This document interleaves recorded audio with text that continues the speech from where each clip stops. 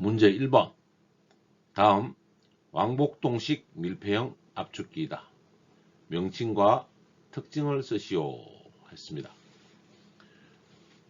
그림 형태를 살펴보니 왕복식 압축기인데 모터 쪽에 케이스가 있습니다. 이 방식은 1번 밀폐 구조에 따른 명칭을 쓰시오 했습니다. 2번 이 압축기의 특징을 쓰시오. 그래서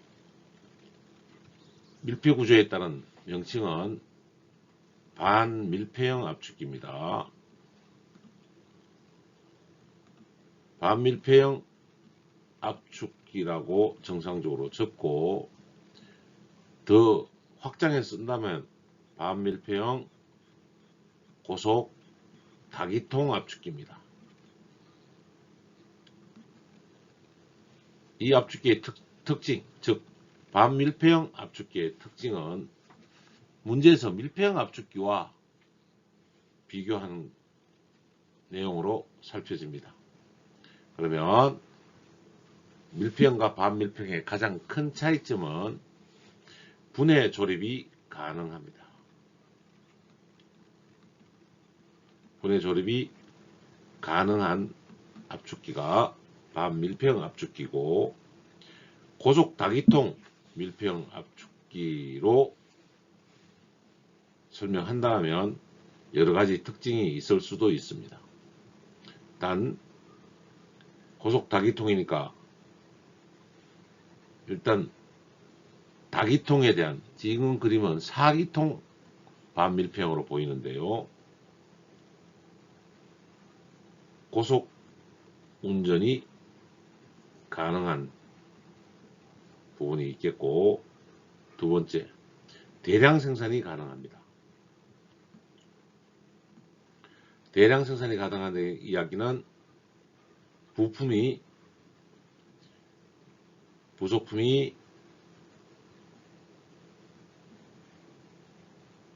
교체가 편리하다는 개념이 되겠습니다. 네 번째로는 이렇게 동적 밸런스를 잘 맞춰 놓고 있습니다. 동적 밸런스가 양호하다, 이렇게 쓰시면 되고, 다섯 번째로는 외부 케이스가 밖에 더 있죠. 모터 케이스가 있어서 개방식에 비해서는 냉매 손실이 적다, 이렇게 표현할 수도 있습니다. 이 정도가 고속 다기통의 특징이고, 정답으로 보면 형식에 따른 명칭은 반밀폐형 압축기, 밀폐형과 비교한 반밀폐형 압축기의 특징은 분해 조립이 가능합니다. 정답을 다시 한번 정리하면 밀폐 구조 형식에 따른 명칭은 반밀폐형 압축기가 되겠습니다.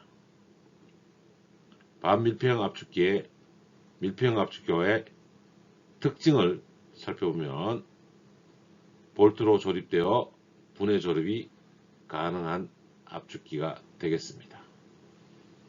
그림에 의한 설명, 고속 다기통이 있고요. 왕복식으로 왔다 갔다 하는 피스톤이 있습니다. 아래쪽에는 커넥팅 로드가 있고 보라색으로 된 크랭크 샤프트가 존재합니다. 크랭크 샤프트 안에 오일 공급 라인이 설치되어 있고, 오일이 픽업돼서 오일 펌프를 통해서 공급이 되겠습니다. 오일 액면계가 앞쪽에서 같이 보이고 있습니다. 그리고 크랭크케이스 하부에는 CCH 크랭크케이스 히터, 오일 포밍을 방지할 수 있는 오일 포밍 히트가 있겠습니다. 위쪽에는 피스톤 링, 상부에는 압축 링, 하부에는 오일 링이 존재합니다. 밸브 플레이트가 있고 고압으로 토출하는 양이 있습니다. 안쪽으로는 증발된 가스가 들어오는 흡입구가 있고 흡입구 망이 있습니다. 이쪽 파트는 로터 부분이 되겠습니다. 빨간색 부분은 전기 코일 부분이 될 것이고, 이렇게 동적 발란스를 맞추는 왕복동식 반밀폐형 압축기의 명칭과 특징을 살펴보았습니다.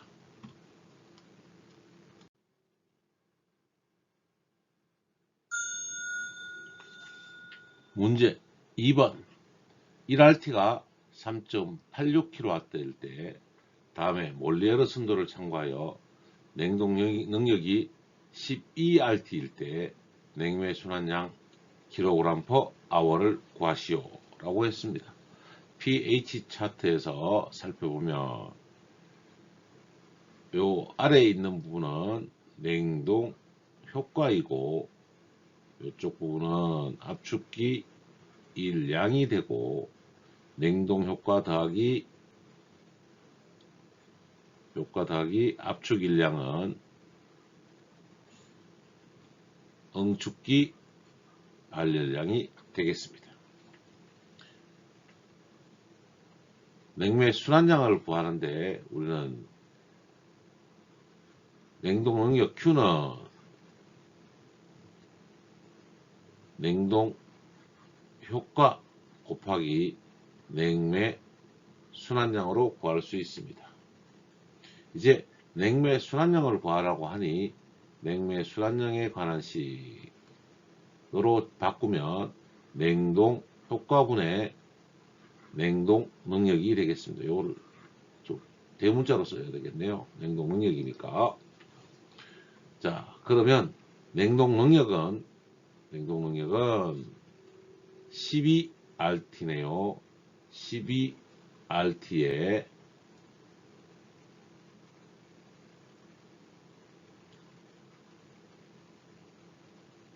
3.86kW죠. 곱하기 1kW는 3600kJ/kg.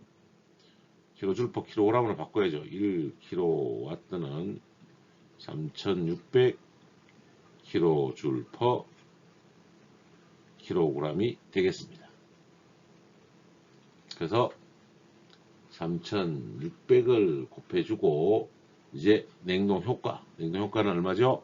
1630 빼기 545kJ이 되겠습니다.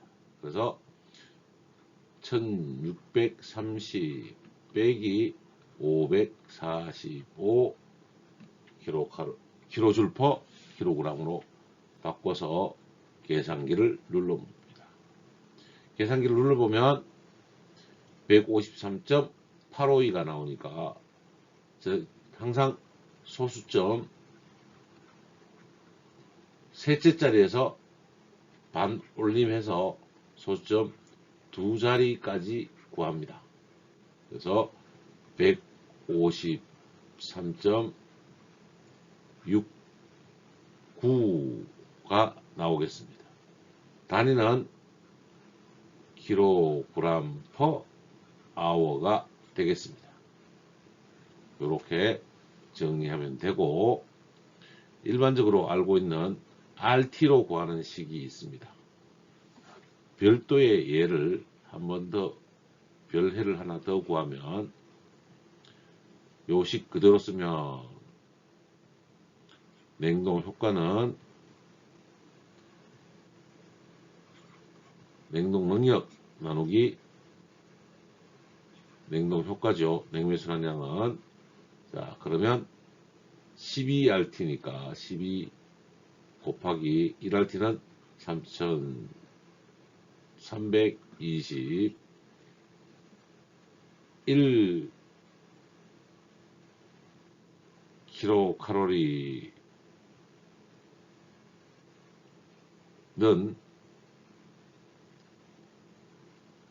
4.19 킬로줄이 됩니다. 약 4.2 킬로줄이라고 하죠. 우리가 약은 4.2, 정확히는 4.19로 계산하면 되는데 어떤 것으로 계산해도 관계는 없겠습니다. 그래서 곱하기 4.19로 킬로줄로 바꿔서 이제 나누면 위에 가 냉동 효과는 1630 빼기 545를 하면 냉매 순환량 G는 계산기를 눌러 봅니다. 12 곱하기 3320 곱하기 4.19 나누기 가로 열고 1630에 빼기 545 가로 닫고를 했더니 153.852 소점 두 제까지 정하면 153.85 kg/h가 나오겠습니다. 요거는 별해고 우리는 요 값이 1RT가 3.86kW로 딱 주었으니까 요렇게 구하는 값이 정확하겠습니다. 저는 요 값으로 냉매 순환량은 요 값으로 정한다. 이렇게 계산을 하겠습니다. 그래서 정답을 한 번 더 정리하면 냉매 순환량 G2는 교재에서는 정답을 3320 1RT를 3320으로 구했는데 저는 이것을 정답으로 하겠습니다. 냉동 효과분의 냉동 능력, 냉동 요건은 1630-545 분의 12RT 곱하기 3.86 1kW는 3600 kJ/h 그래서 153.69 소수점 셋째 자리에서 바로 정리한 정답이 되겠습니다. 저는 정답을 153.69로 정리하겠습니다. 참고로 1kcal는 4.19kJ, 1kW는 3600kJ/h다. 이렇게 정리하시면 되고 1kcal는 약 4.2kJ로도 계산하기도 한다는 것을 살펴두시면 좋겠습니다.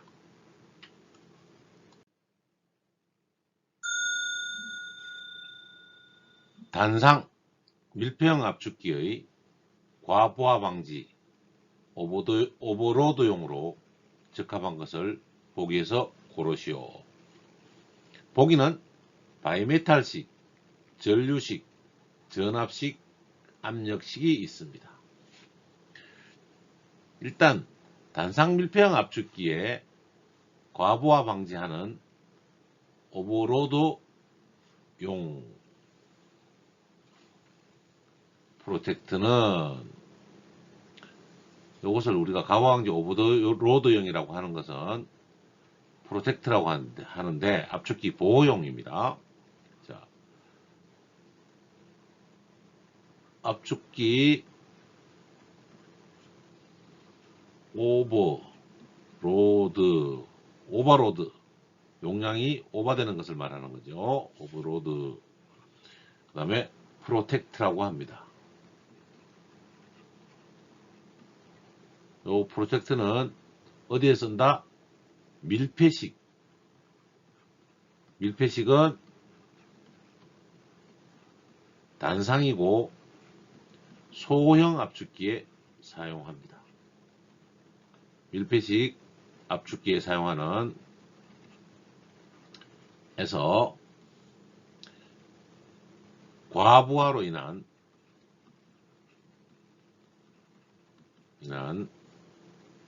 압축기 온도가 상승했을 때, 상승하면 전원을 차단하는 장치를 압축기 오버로드 프로텍트라고 합니다. 이 형식은 어떤 형식을 빌리냐면 바이메탈 형식을 빌리게 됩니다. 바이메탈은 두 개의 금속을 붙여서 한쪽을 고정을 해놓고 고정하면 두 개의 여기 접점 하나, 그 다음에 이쪽에 접점 하나를 물려놓죠. 그 다음에 팽창하는 정도가 다른 두 개의 금속을 붙여놓은 것을 바이메탈이라고 합니다. 이제 압축기 온도가 상승하면 아래에 있는 금속이 더 늘어나겠죠. 그래서 이렇게 올라가게 되는 거죠. 그러면 접점이 열리게 됩니다. 이렇게 되는 것을 바이메탈이라고 해서 보기에서 고르면 바이메탈식이 되겠습니다. 이제 한 번 더 정리하면 그림처럼 압축기 과부하 방지 오버로드용으로 사용되는 것은 바이메탈식이다. 그래서 바이메탈식이 정답이 되겠습니다. 참고로 압축기 오버로드 프로텍트는 압축기 운전 중에 압축기의 온도가 올라가면 뭐가 구부러진다? 바이메탈이 구부러져서 접점이 떨어집니다. 압축기 전원을 공급 차단해서 압축기를 보호하는 장치가 바이메탈식이 되겠습니다.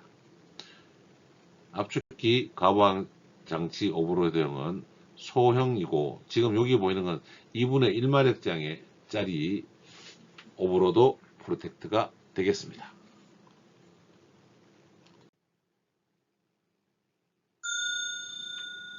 문제 4번. 다음 그림의 기구의 명칭과 용도를 쓰시오. 두 가지를 쓰라고 했네요. 눈에 보이는 이 공구는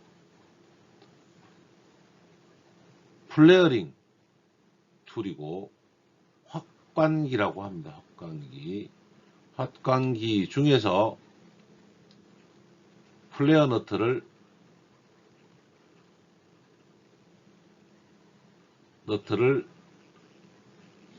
조인할 때 동관을 빨간색으로 그리면 동관의 앞면을 요렇게 생긴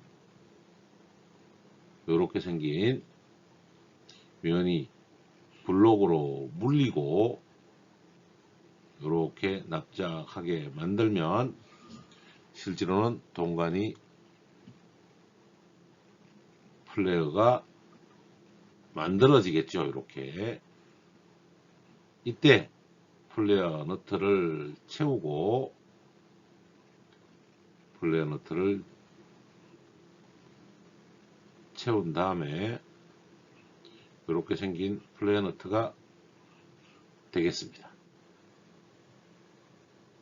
그 다음에 플레어 유니온, 얘는 색깔을 좀 바꾸는 게 좋겠네요. 플레어 유니온을 여기서 용접이 아니고 압착이염을 해서 이렇게 양쪽으로 연결하는 이염이 되겠습니다. 플레어 너트는 압착 이염이고 20A까지 이하의 동관에 사용하는 이염입니다. 자, 정리하면 기구의 명칭 1번 명칭은 플레어링 툴이라고 하면 되고, 저는 얘를 확관기, 플레어링 확관기라고 하겠습니다. 두 번째로 용도는, 두 번째 용도를 써야죠. 동관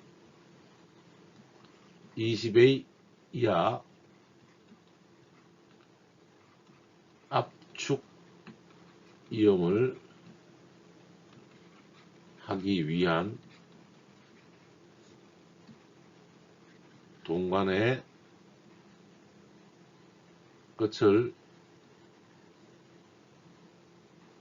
나팔꽃 혹은 접시 모양으로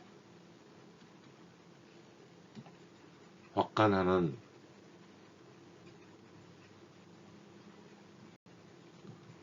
공구가 플레어링 툴이 되겠습니다. 이제 정리해서 살펴보면,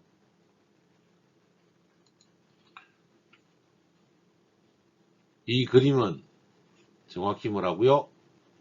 플레어링 툴이라고 한다. 용도는 동관의 끝을 나팔꽃 모양으로 확관하여 압축 이염을 하는 기구가 되겠습니다. 참고로 일체형으로 된 플레어링 공구 툴이 있고, 이 공구는 편심형입니다. 지금 그림에 보이는 것은 조립해서 쓰는 형 기구이고, 지금은 일체형이 나옵니다. 여기 보이는 확관기는 플레어링 공구라기 하기보다는 익스펜더라고 합니다. 동관 끝을 8개로 나눠진 마늘 모양으로 생겼어요. 얘를 쐐기를 끼워 넣어서 이렇게 그림을 또 바꾸면, 컬러를 바꾸면 이렇게 확관해주는 이 툴이 커지겠죠. 쐐기를 더 꽂으면 이렇게 확관해주는 기구는 익스펜드가 되겠습니다. 플레어링 툴로, 플레어링 툴을 뭐 하는 것이다? 나팔꽃 모양인데 접시 모양이라고 하셔도 좋습니다. 플레어링 툴의 명칭과 용도에 대해서 살펴보았습니다.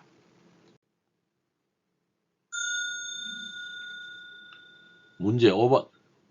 온도 작동식 팽창 밸브의 내부 견압형과 외부 견압형의 차이를 비교해서 설명하시오 라고 했습니다. 압축기 먼저 살펴보면, 냉동기 먼저 살펴보면, 압축기, 응축기, 팽창 밸브,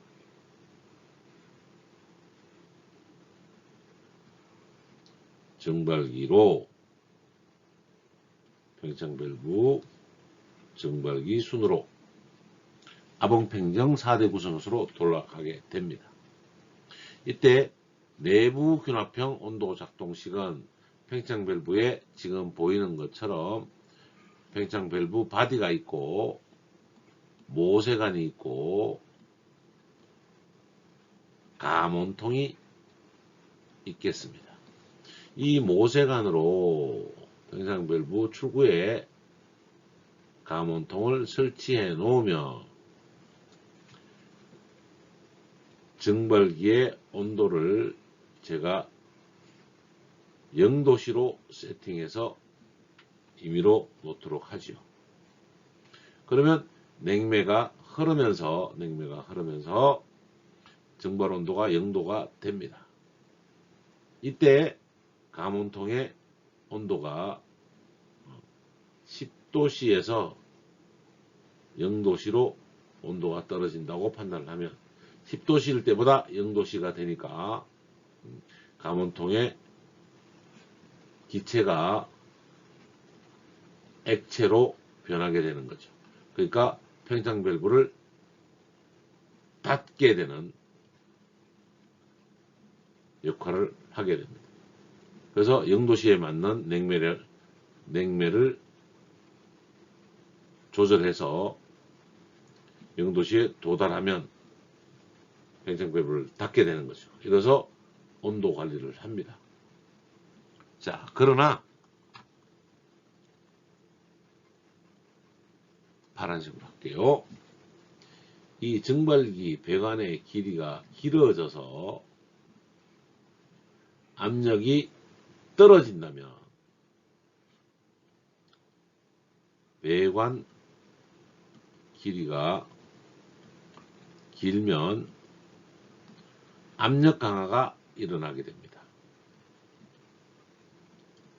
배관 길이가 길면 압력 강화가 일어나게 되고, 실제로는 0도씨이나 증발기로 나가서 압축기로 가는 냉매는 이제 0도씨가 아닌 예를 들면 마이너스 3도씨로 읽게 된다는 거죠. 그러면 기체에서 더 많은 액체로 변하게 되고 냉매량을 더 줄이게 돼서 0도씨가 아닌 마이너스 1도씨로 그냥 1도씨로 온도가 상승하는 오차가 생기게 됩니다.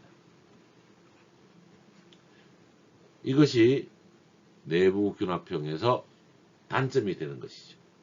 그래서 어떻게 하느냐? 빨간색으로 압축기 흡입점에 보상을 달아서 냉매 밸브가 덜 닫히게 중간에다가 압력을 넣어주며 밸브를 열어주게 되는 장치로 갑니다. 그럼 냉매량이 조금 더 상승하겠죠. 그러니까 실내 오차를 보정해주는 효과를 갖는 게 외부 균합형 온도식 팽창 밸브가 되겠습니다. 그래서 정답을 정리해보면 내부 균합형은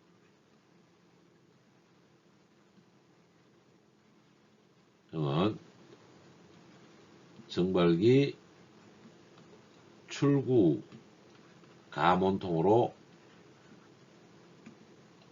온도를 감지합니다. 근데 증발기 압력 강화에 따른 흡입가스, 압축기 흡입가스의 압력이 저하해서 온도도 하강하는 것으로 판단해서 냉매량이 줄어들게 됩니다. 냉매가 주는 것을 방지하기 위한 외부 균합관을 설치해서 압력 강화를 보상하는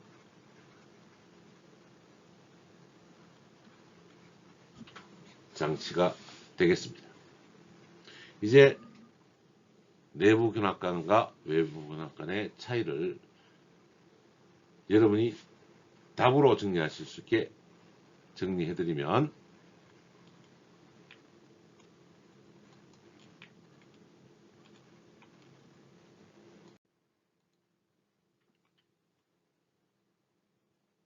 외부 균합형 온도식 자동 팽창 밸브는 내부 균합형에 외부 균합관을 연결해서 증발기 압력 강화를 보상하는 차이가 있습니다.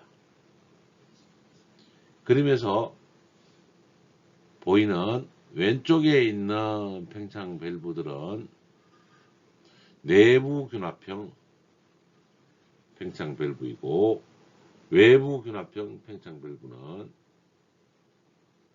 응축기에서 액이 오면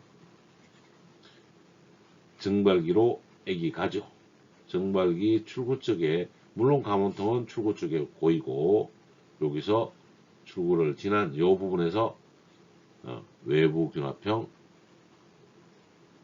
균합관을 설치하게 되는 것입니다. 온도 작동식 내부 균합관과 외부 균합관의 차이를 말씀드렸습니다.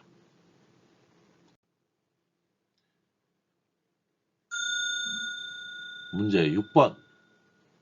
다음 석공기 선도에서 가, 나, 다, 라의 상태 변화를 보기에서 골라 쓰시오 했습니다. 보기는 가열, 감섭, 가섭, 냉각 네 가지가 있네요.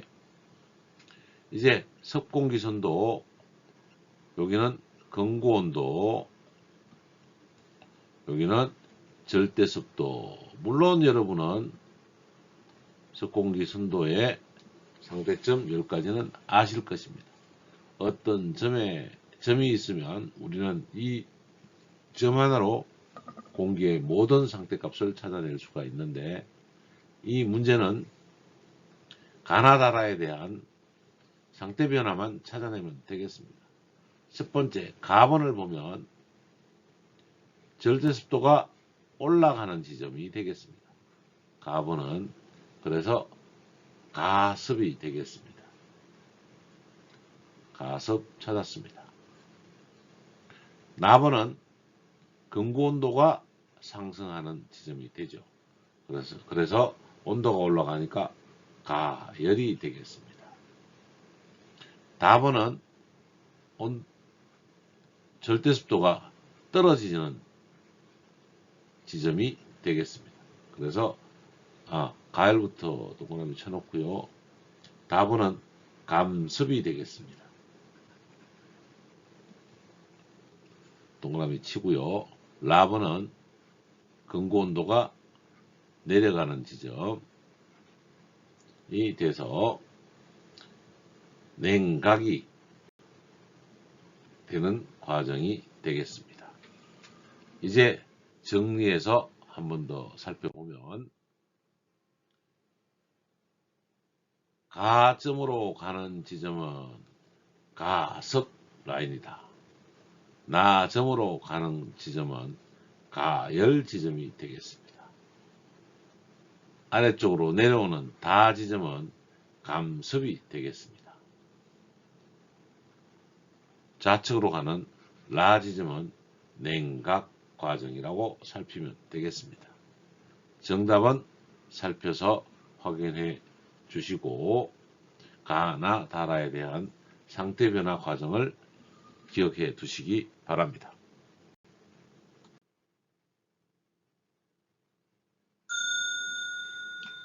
문제 7번.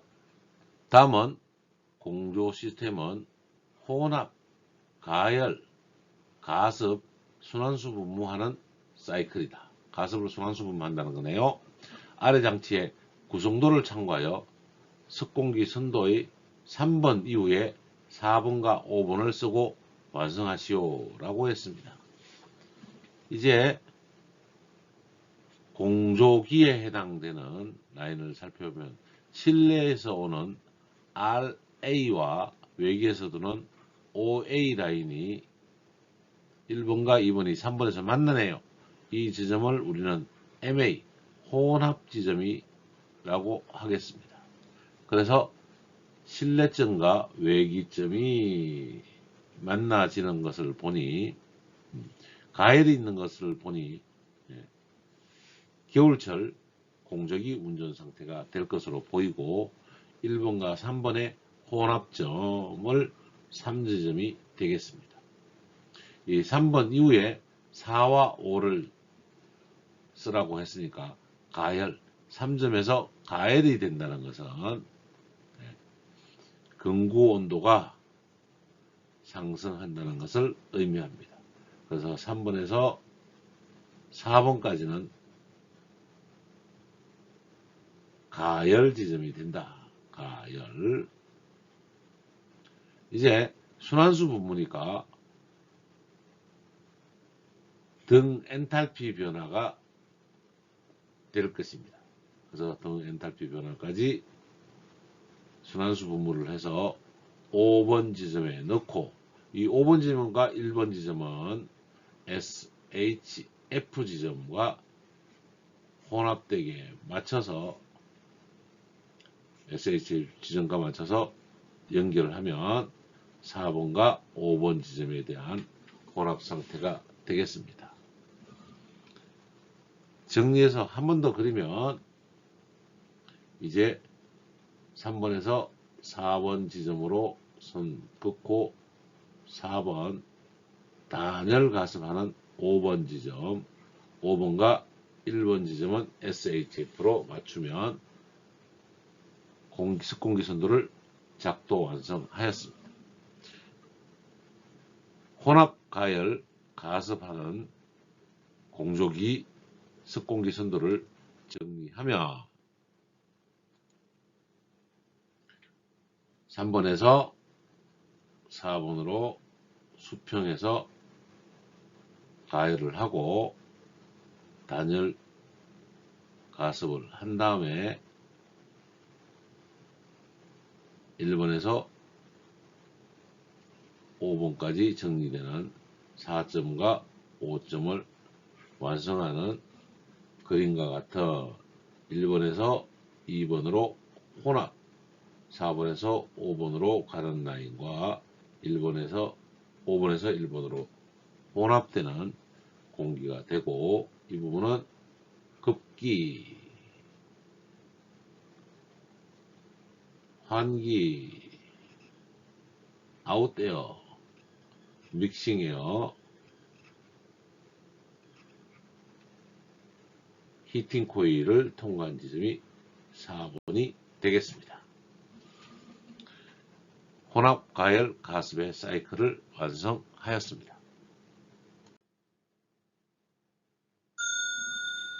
문제 8번. 주어진 외기와 실내 공기를 1대4 비율로 혼합했을 때 혼합 공기의 근고 온도와 절대 습도를 계산하시오. 외기 1대 실내 공기량 4의 비율로 혼합을 했다는 이야기고, 외기가 마이너스 5도, 실내가 20도라는 이야기는 동계점이네요. 근고 온도와 절대 습도를 구하시오 라고 했습니다. 습공기 선도상에서 보면 실내점 20도, 절대 습도는 0.001을 외기 온도 마이너스 5도씨, 절대 습도 0.005kg, 미안합니다. 여기가 0.001이고 실내 온도가 0.005죠. 저도 실수했네요. 이때 외기를 2라고 할까요? 실내를 1이라고 하고, 외기 2와 실내 1점을 4대 1로 섞으면 총 5개의 등분이네요. 하나, 둘, 셋, 넷, 5등분. 4대 1이니까 요 정도의 혼합점이 찾아지게 될 것 같습니다. 3번점이 여기서 만들어지게 되겠네요. 이 혼합점을 계산식으로 구하라는 식이죠. 그러면 온도값만 한 번 더 계산을 해보면, 우리는 온도는 Q는 GC 델타 T로 계산할 수 있습니다.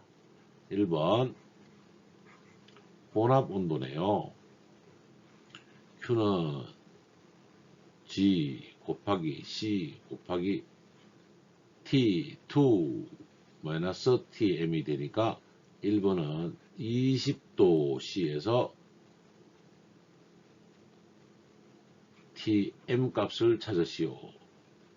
그 다음에 G2 C 곱하기 TM에서 마이너스 5도씨가 되겠습니다. 이때 T 값으로 정리하면 되죠. 이 TM 값은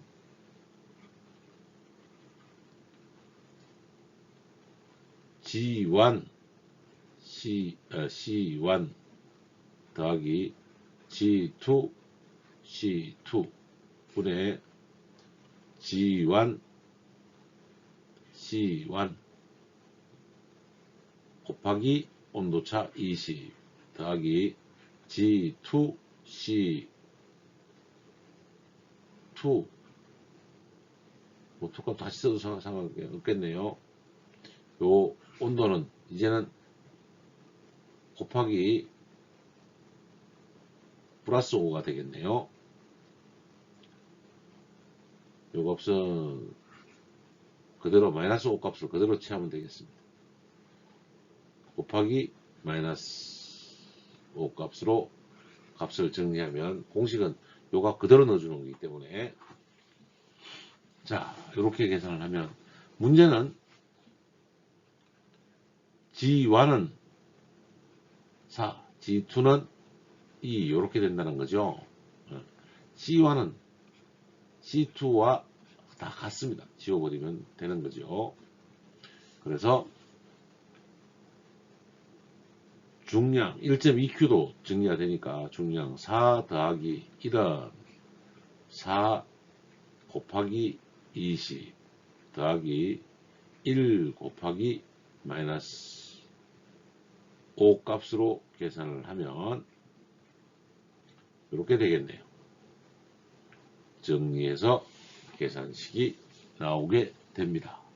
아까 요 3번이 잘못됐네요. 1번 쪽으로 오게 돼서 지금 계산식을 눌러봤더니 이 믹싱 온도는 15도씨가 되겠습니다. 절대습도 X 값도 여기서 XM 값을 정하겠네요. 두 번째 XN 값으로 보면 이제 X 값도 요 공식에 의해서 정리할 수 있습니다. 그래서 색깔을 바꿔서 XN 값으로 보면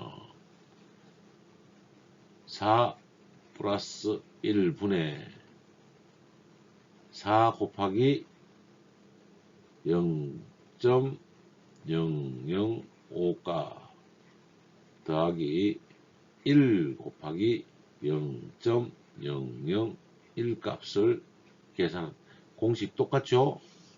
정확하게 보면 G1 플러스 G2 분의 G1 곱하기 20. 제가 C는 비율이 다 똑같으니까 지운 것처럼 G2 곱하기 마이너스 5도씨 이렇게 정리가 되면 위의 식과 아래 식의 비율이 값이 같습니다.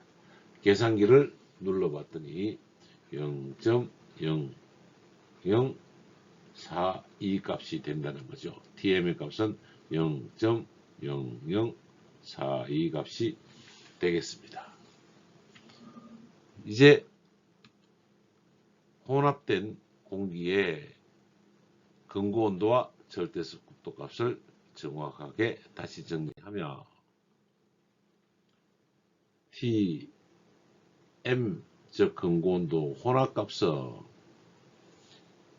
Q로 해도 되고 G로 해도 상관없습니다. 비율이 있기 때문에 이 비율은 1 플러스 4분의 1 곱하기 마이너스 5 4 곱하기 20 정리되죠. 그래서 15도씨가 되겠습니다. XM의 값도 1대 4의 비율 1대 X1 값 4대 X2 값으로 계산해서 1 플러스 4에 1 곱하기 0.01 더하기 4 곱하기 0.05로 계산합니다. 이렇게 정리하면 절대습도 X값은 0.042 X kg per kg 프라임 값이 정리되겠습니다. 혼합공기의 근구온도와 절대습도 값을 계산해 보았습니다.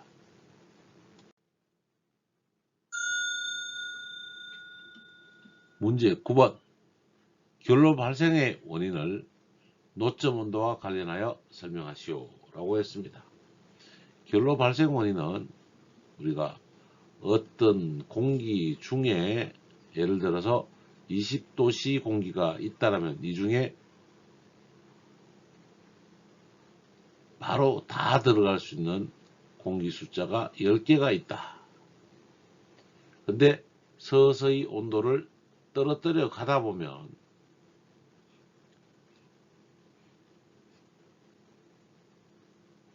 영도시라고 할까요? 영도시 때는 6개밖에 못 들어가네요. 이렇게 되는 거죠. 공기의 포화공기 상태가 되겠습니다. 근데 이제 20도씨에서 7개가 있다. 이렇게 정리가 되는 거죠. 그러면 100분의 10개분의 7개니까 상대습도 20도씨에 상대습도 70%인 공기가 되는 것입니다. 이 공기를 내려보면 이제 0도씨 가까이 가면 이 한 개의 수증기가 결로로 고이게 되는 거죠.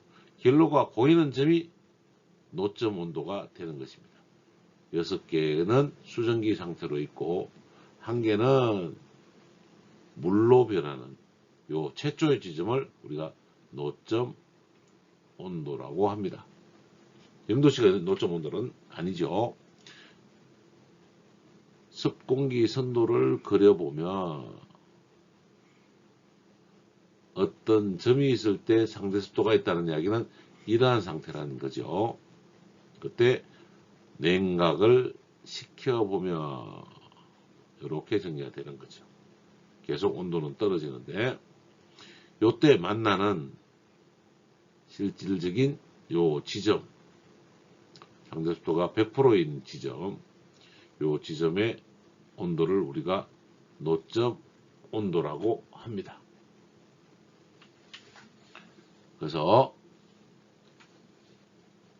노점 온도는 공기의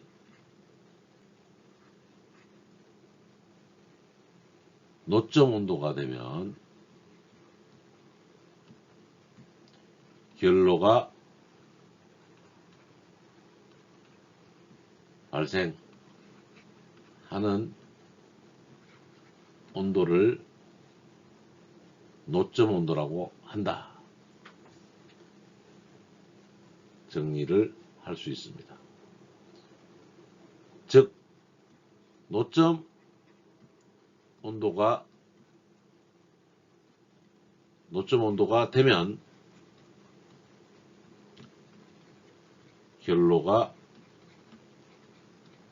발생한다. 이렇게 정리를 하겠습니다. 답을 정확하게 정리해보면 결로 발생 원인을 노점 온도와 관련해서 설명하면 공기의 온도가 노점 온도 이하가 되면 결로가 발생한다. 결로 발생 원인을 살펴보았습니다. 문제 10번. 다음 기기의 명칭과 역할을 쓰시오. 그림을 봤더니 Y형 스트레이너가 되겠네요. 그래서 1번 명칭은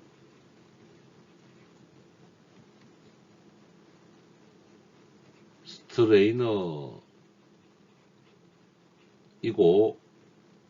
형식은 정확하게 Y형이 되겠습니다.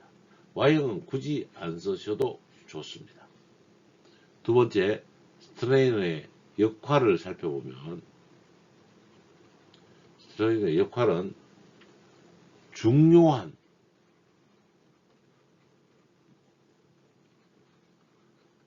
밸브나 기기 앞에 설치하여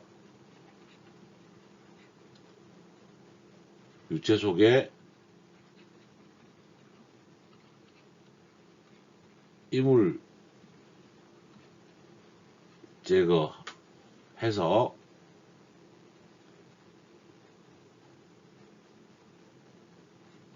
기기를 보호하는 역할을 하는 기기가 되겠습니다. 한 번 더 정리해서 살펴보면 스트레이너는 그림처럼 보이는 것은 여과기, 즉 스트레이너 두 개 중에 한 개 쓰시면 되고, 자동 제어 밸브, 전기 트랩, 펌프 등 중요 기기 앞에 설치해서 유체 속에 이물질을 제거하는 기기를 스트레이너라고 합니다. 참고로 여과기 스트레이너의 종류는 Y형, U형, V형 세 가지가 있고, 보이는 세 가지의 스트레이너는 Y형이고 재질에 따라서 주철제, 청동제로 나누기도 합니다. 50mm야는 나사식이고 플랜지식은 구경에 관계없이 있습니다. 아래쪽에 보이는 스트레이너는 U자형 스트레이너가 되겠습니다.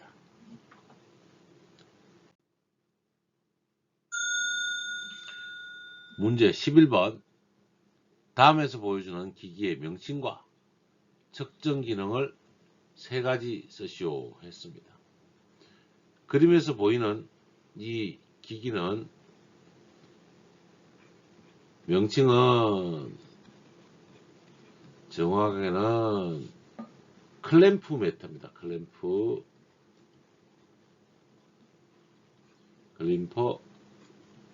메터라고 하고, 현장에서는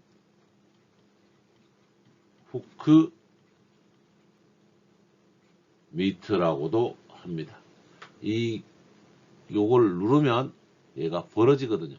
그래서 HOK 훅이라고, 이 부분을 훅이라고 합니다. 누르면 양쪽에서 이렇게 벌어져서 전선을 끼우는 거죠. 전선 한 가닥을 넣어서 용도는 기능이 되겠죠. 기능은 이 후크메터의 가장 큰 기능은 전류를 측정할 수 있습니다. 그 다음에 사진에서 보면 알지만 전류를 기본적으로 측정하고, 두 번째는 전압을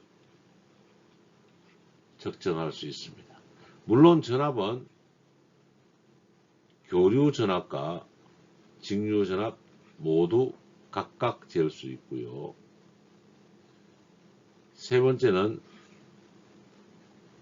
저항값을 잴 수 있습니다. 네 번째는 여기를 연결해서 붙이면, 전자 디지털식일 때는 벨이 울리는 도통 시험도 할 수 있습니다. 도통 시험은 전선이 단락이 됐는지 제대로 연결되어 있는지를 실험하는 거죠. 이 중에 세 가지를 적어 주시면 되고, 후크메터의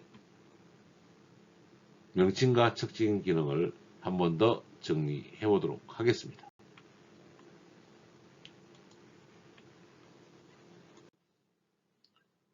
그림에서 보여주는 기기는 클램프 미터 또는 후크 미터인데 클램프 미터로만 정리하시면 되겠습니다. 기능 세 가지는 첫 번째는 전류, 전압, 저항을 정리하면 되고 도통시험도 적을 수 있으나 세 가지만 쓰라니까 정확하게 세 가지만 쓰시고 도통시험은 이따까지만 아시고 지우셔도 쓰지 않으셔도 좋습니다. 참고로 클램프 미터는 전압, 전류 다 잴 수 있고 저항과 도통시험도 할 수 있습니다. 교류와 직류 모두 할 수 있는데 직류 전기는 재지 못합니다. 멀티테스터기는 교류, 전류 다 잴 수 있고요. 교류의 전압은 잴 수 있고 교류의 전류는 잴 수가 없습니다. 직류는 전압과 전류 모두 잴 수 있고 저항과 도통시험까지 가능합니다. 메가테스터기는 전류나 저항값을 재는 게 아니고 절연값과 누전 테스트를 할 수 있는 것을 메거 테스트라고 합니다. 참고로 멀티 테스트기도 이따까지 살펴보시고 교류 전류값만 빼고 나머지 값은 다 잴 수 있습니다.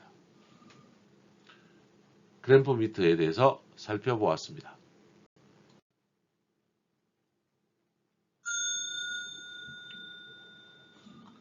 다음 제어도면을 보고 MC,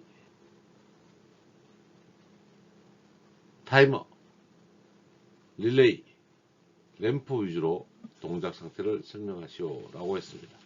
RST상 L1, L2, L3로 표현하는 것이 정확한 현재적인 표현이며 MCCB와 MC, THR이 있어서 모터를 돌리는 제어 스위치가 회로도가 되겠습니다. MCB가 들어가면 전기가 인입이 되는 거죠. 이때 셀렉트 스위치 SS가 수동 모드 MAN으로 되었을 때 MAN으로 되고 제가 번호별로 색깔을 달리 하면서 설명을 드리도록 하겠습니다. PBS2를 눌렀을 때 동작을 쓰시오. PBS2를 누르면 전원이 꺼지는 거죠. MC가 오프되고 오프됐으니까 RL도 오프가 되고 GL은 기본적으로 여자가 되어 있는 상태니까 저는 인입되는 상태니까 ON이 되겠습니다. 그래서 타이머도 오프되어 있는 상태죠. 저는 아예 안 들어오니까 그래서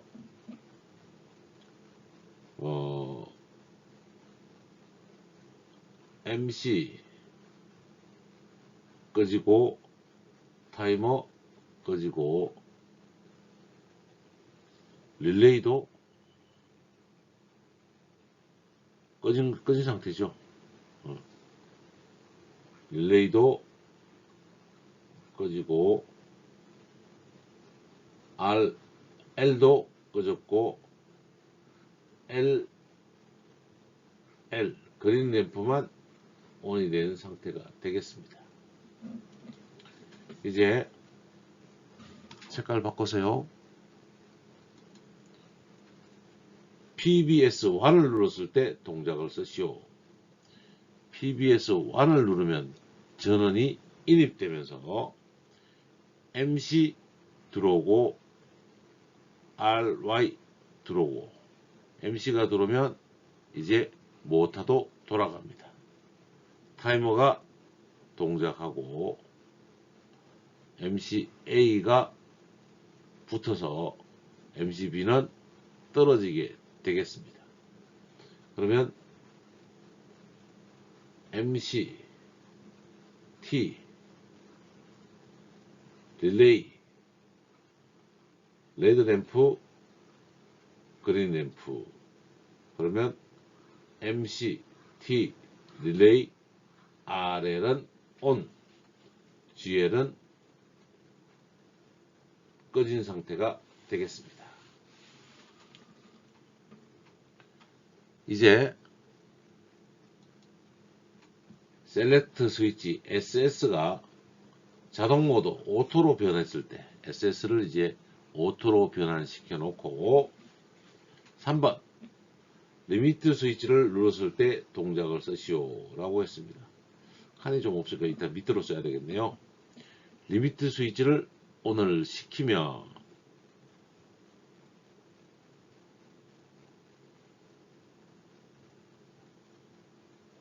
타이머에 전원 들어오고요.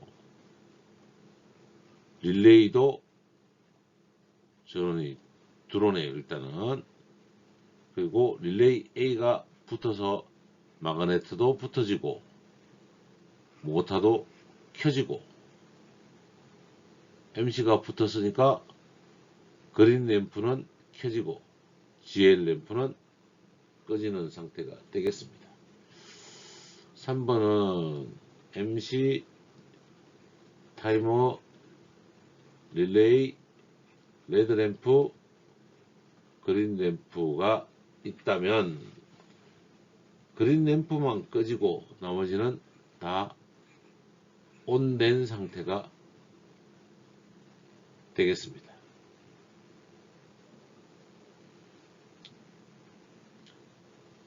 네 번째,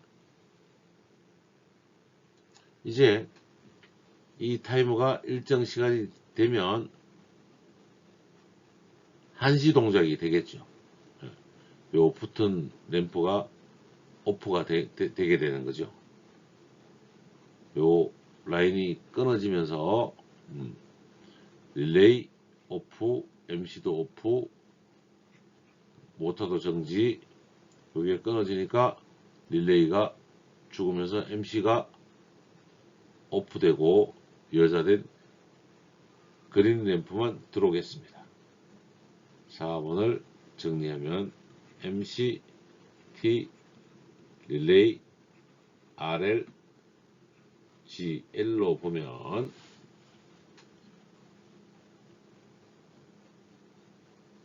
나머지 것들은 다 꺼지고 GL만 ON이 되겠습니다.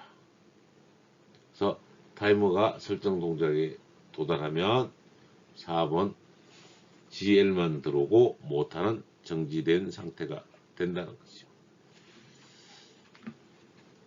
다섯 번째, 색깔도 바꾸고요. THR 서모 히터 릴레이 온도 열동형 온도 계정기가 작동했을 때 동작은 이 B 접점이 A 접으로 바뀌니까 전원이 유지되지 못합니다. 그리고 아래쪽에 OL은 들어오고 나머지 램프들은 다 꺼지는 상태가 되겠네요. 그래서 다섯 번째는 MC 타이머 릴레이 레드 램프 그린 램프는 다 오프가 되고 OL만 ON이 되는 상태가 되겠습니다. 이제 정리해서 한 번 더 살펴보면 PBS2를 눌렀을 때 맨으로 되어 있고 PBS2를 끄면 MC에 전원 공급이 되고 MC 전원 공급이 되고 공급이 차단되는 거죠. 차단되고 MC가 들어오지 않으니까 GL은 꺼지고 RL은 꺼지고 GL 램프는 켜지는 RL은 꺼지고 GL 램프는 켜지는 구성이 되겠습니다. 이제 두 번째로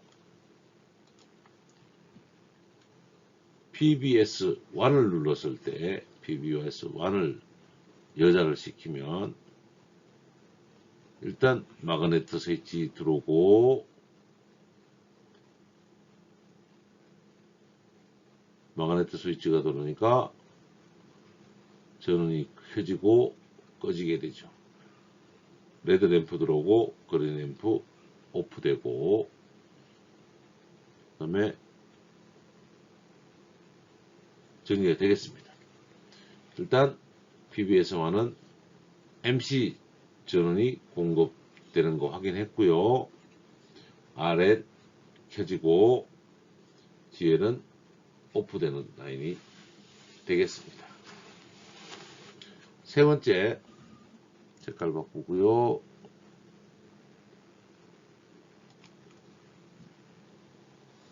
리미트 스위치를 눌렀을 때는 오토로 변경된 상태죠. 그래서 리미트 스위치가 들어오면 리미트 스위치가 이제 여자가 되면 타이머 들어오고 릴레이 들어오고 릴레이가 들어오니까 마그네트 MC도 동작하고 MC가 동작하니까 붙어서 레드 램프 들어오고 GL은 꺼지게 되는 거죠. 이렇게 정리가 됩니다. 그래서 타이머 물론 MC부터 하면 MC 릴레이 타이머 그 다음에 RL 등이 켜지고 GL 등은 꺼지는 구조로 정리해 주시면 되겠습니다. 오토 스위치에서 이제 타이머가 일정 시간이 돼서 정지가 된다는 이야기는 한시 동작이 끊어진다는 것을 의미합니다. 그러면 릴레이가 꺼지게 되고 MC 접점이 정지하게 되는 거죠. 릴레이 꺼지고 MC 접점도 꺼집니다. 릴레이가 꺼지니까 MC가 꺼지니까 레드 램프 오프 그린 램프만 켜지게 됩니다. 타이머가 설정 시간에 도달하면 릴레이 코일이 차단되고 MC가 정지하게 되고 RL도 꺼지고 GL만 켜지게 됩니다. 다섯 번째,